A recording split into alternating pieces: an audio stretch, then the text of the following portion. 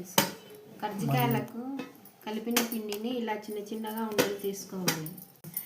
ఇలా ఉండలు చేసుకున్న వాటిని ఇలాగా ప్రెస్ చేసుకొని ఇలా రౌండ్గా ఒత్తుకోవాలి. వీటన్నిటిని ఇలా రౌండ్గా ఒత్తుకొని మళ్ళీ ఇలాగా రుద్దుకోవాలి. చపాతీని పూరిలాగా రుద్దుకొని ఇలా పిండి వేసుకొని ఒత్తాలి. ఇలా ఇక్కడ పెట్టేసుకోవాలి. అవి ఒక 20 అయిన తర్వాత బాండిలో నూనె ఆయిల్ పెట్టేసుకొని ఇప్పుడు పిండిని అయితే అలాగా రుద్దాలి.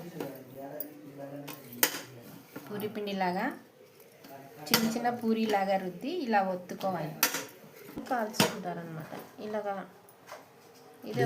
ఇదొక డిజైన్ అవుతుంది. ఇలాగ చేసినవి ఇంకా నూనెలో వేసినా ఎలా తెలినా ఏమి పిండి రాదన్నమాట. ఇలా రౌండ్ కనుకొని ప్రెస్ చేసి రౌండ్గా వాటిని చేసుకోవాలి. తర్వాత ఇవన్నీ తర్వాత మా పెద్దమైతే ఇంకా పాయసం అవుతుంది కదా.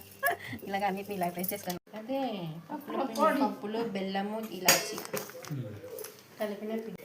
ఇది పేని రవ్వ, ఇది పప్పుల పొడి. పప్పులు బెల్లము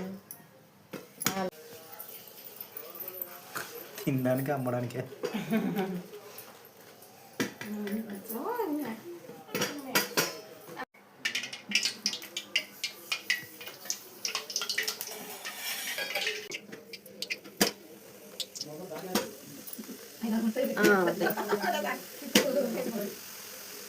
అవి గిన్నెలు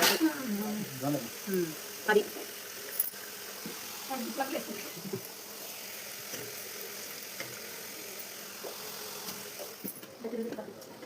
తెల్లగా కలిసారా ఏమైనా తిరుగుతాయా? రౌండ్ అయితే బాగుంటాయి. మన ఇంట్లో నానమ్మ కలిసేది ఎంత బాగుంది.